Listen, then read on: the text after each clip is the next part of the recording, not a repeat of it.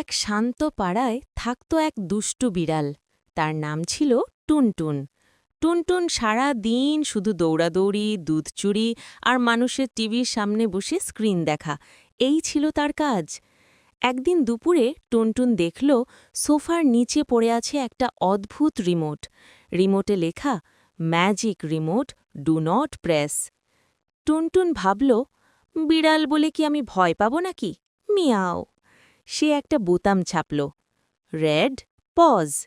হঠাৎ কি হলো জানো, বাসার সবাই মূর্তির মতো থেমে গেল।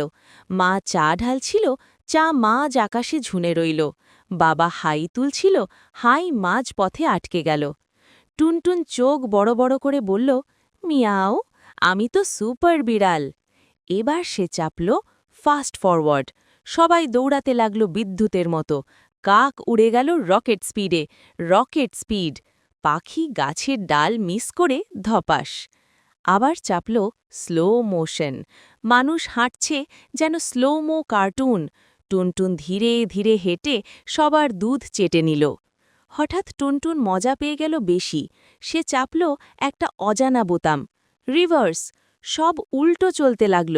ভাঙা ফুল আবার গাছে লেগে গেল, পানি গ্লাস থেকে বোতলে ঢুকে গেল। কিন্তু সমস্যা হল, রিমোটটা হঠাৎ কাজ করা বন্ধ করে দিল। সবাই উল্টো সোজা আটকে গেল।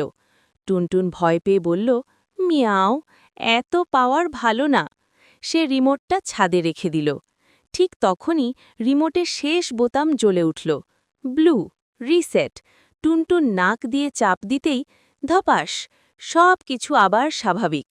পরদিন সকালে সবাই ভাবল, কাল কি স্বপ্ন দেখলাম নাকি? আর টুনটুন, সে এখনও টিভির সামনে বসে থাকে, কিন্তু রিমোট দেখলে আর ছোঁয় না। শুধু মুচকি হেসে বলে, মিয়াও, পাওয়ার সামলানোই আসল ম্যাজিক।